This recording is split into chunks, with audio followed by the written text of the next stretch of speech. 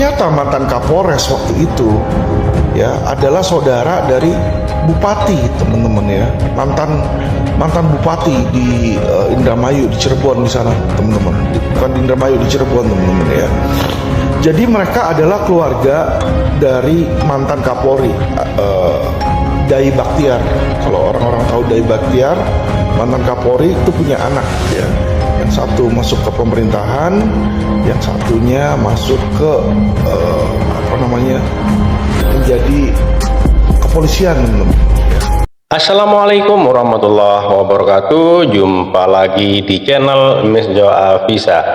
Pada video kali ini saya mau berbagi informasi seputar kasus pembunuhan Vina dan Eki di Cirebon ya teman-teman, yang mana Alvin Lim membongkar bocornya penyidikan kasus Vina di Cirebon ini ya. Dan si Alvin Lim ini membongkar siapa jenderal yang masih saudara mantan bupati gitu ya.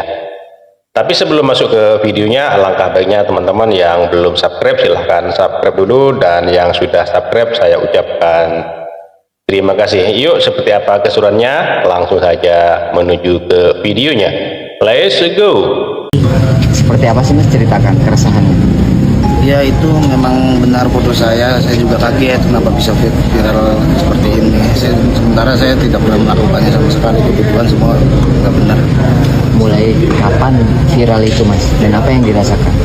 Viral sekitar 2 minggu yang lalu mungkin. Ya, saya pertama ya cuma buat sandan doang, lucu-lucuan. Kirain ini apa, maksudnya ini apa sih, terus sampai kayak gini. Setelah 3 hari kok jadi serius kayak gini, saya juga kaget, nggak nyangka sama sekali. Tapi emang waktu itu pakai anting? Iya, Ada anting yang sama menyerupai dengan foto yang dikasih penyidik itu? sangat terganggu, dan juga banyak ancaman-ancaman juga sama saya pribadi, sama di keluarga saya, dari netizen gitu banyak. Apa mas bentuk ancamannya? Sampai mau dibunuh. Jadi teman-teman tahu kasus Vina Cirebon itu yang 8 orang membunuh, yang ada muncul di film juga itu di bioskop. Nah, teman-teman tahu waktu ketika kasus Vina itu, ini kan sampai sekarang nggak benar nih ya, 3 DPO-nya, 3 orang DPO nggak ada mukanya juga, dan diduga anak mantan bupati juga terlibat di situ. Sesuatu yang lucu teman-teman ya, kalau kita tarik garis bawahnya, ternyata mantan Kapolres waktu itu ya adalah saudara dari bupati, teman-teman ya, mantan bupati di Indramayu di Cirebon di sana, teman-teman. Bukan di Indramayu, di Cirebon, teman-teman ya. Jadi mereka adalah keluarga dari mantan Kapolri, Dai Baktiar. Kalau orang-orang tahu Dai Baktiar, mantan Kapolri itu punya anak ya. Yang satu masuk ke pemerintahan, yang satunya masuk ke menjadi kepolisian, teman-teman. Nah, tahukah teman-teman bahwa Kapolres yang sekarang sedang diperiksa, teman-teman, yang menjadi sorotan masyarakat dianggap tidak melakukan penyidikan dengan benar, itu ternyata adalah Direktur Tipit Cyber, teman-teman, yang menetapkan saya sebagai tersangka. Jadi teman-teman bisa melihat ya bagaimana orang yang suka mengkriminalisasi orang ya, sekarang masyarakat tahu siapa yang nggak benar, siapa yang sering membuat hal-hal yang kriminalisasi dan proses-proses hukum yang tidak benar, yang tidak sesuai hukum ini ya, terlihat dengan kasus Vina ini, teman-teman ya. Jadi disinilah bukti-bukti itu di mana kita manusia punya limitasi, tapi Tuhan itu yang akan membongkar semuanya tuh, teman-teman ya. Kalau kita bergerak di jalan yang benar dan kita mempunyai keinginan yang benar, saya yakin Tuhan pasti akan membantu di situ ya. Dan yang kedua adalah penyidiknya.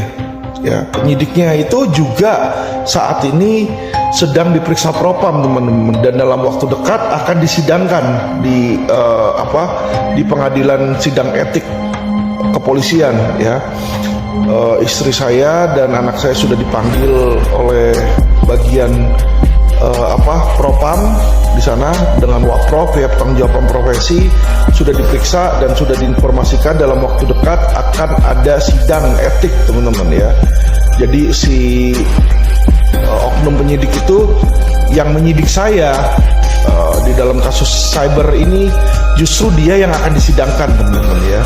Karena apa? Karena dia terbukti mengatain anak saya lonte, teman-teman ya. Dan itu bukan sesuatu yang baik. Kita melihat sendiri bagaimana kepolisian ini selalu melakukan dengan cara-cara premanisme, cara-cara yang melawan hukum, teman-teman ya. Oknum-oknumnya mereka ini nih, oknum-oknum polisi ini. Nah, oknum-oknum polisi ini, teman-teman ya, kita juga bisa lihat bagaimana kemarin saya dibilang menistakan atau mencemarkan nama Kejaksaan Agung. Sekarang justru polisi berantem sama Kejaksaan Agung, teman-teman ya. Jadi Tuhan tuh nggak suka kalau ada anaknya atau orang-orang yang baik itu dikriminalisasi atau coba diserang atau coba difitnah dengan cara-cara yang tidak baik ya.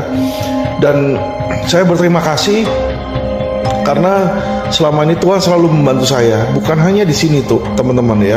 Kasus sebelumnya pun yang waktu ITE saya dibilang mencemarkan nama baik kepolisian, waktu saya bilang Jenderal Polri Banci itu, terus di situ teman-teman saya juga dilaporkan, teman-teman ya, oleh Bapak Pujiarto, yang mana AKBP Pujiarto ini adalah Kasubdit Renakta, teman-teman ya. Dan saya sudah di-push, diintimidasi, dan saya tahu waktu itu hari itu juga sebenarnya mau dijadikan tersangka dan mau ditahan, teman-teman ya. Tapi beruntung saya lepas, teman-teman. Bantuan Tuhan tidak pernah stop dalam hidup saya. Dan apa yang terjadi, malah AKBP Pujiarto itu terjerat kasus Sambo ya.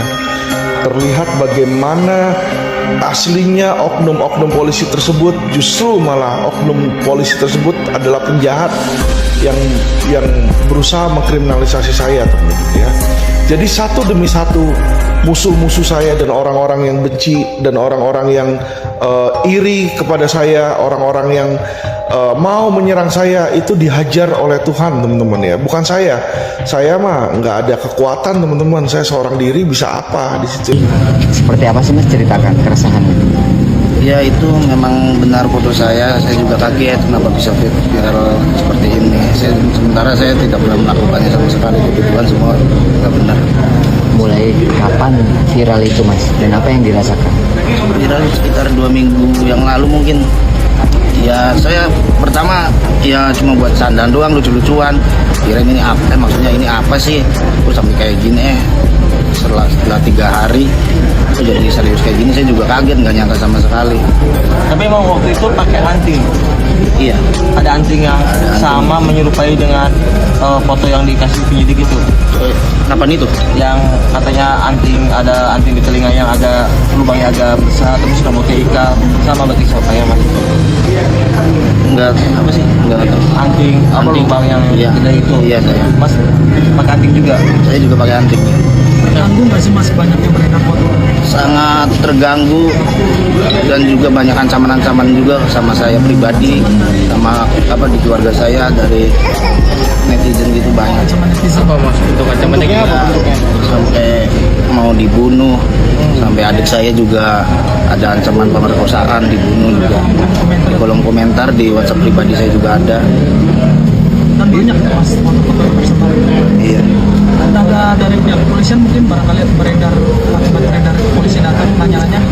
Datang setelah 3 hari viral itu dari pihak Polda ke rumah, datang bertanya kenal tidak sama korban, sama pelaku kenal tidak. Ya saya jawab dengan sejujur-jujurnya, saya tidak mengenali mereka semua. Berapa kali didatangi? 2 kali setelah dari Polda, selang 3 hari atau 4 hari dari Polres Cirebon Kota datang. Seputar apa yang ditanya?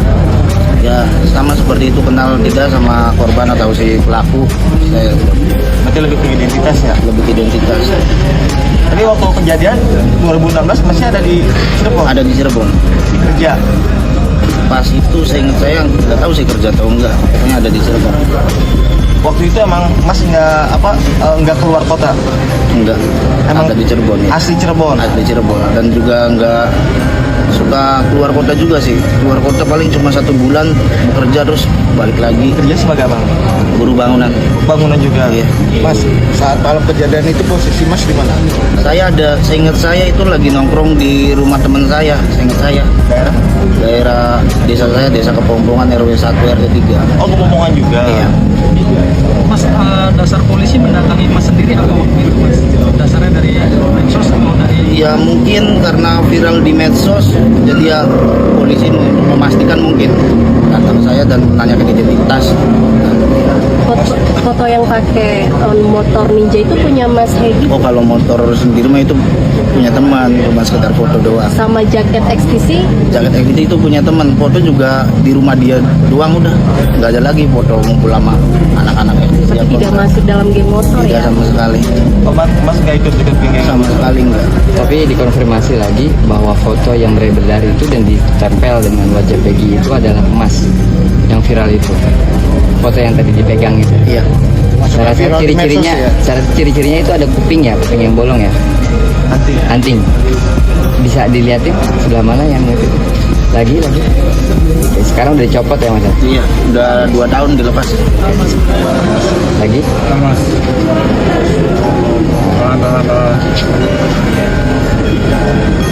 Mungkin terakhir, setelah ini, setelah viral dan merasa terganggu, apa harapannya Mas?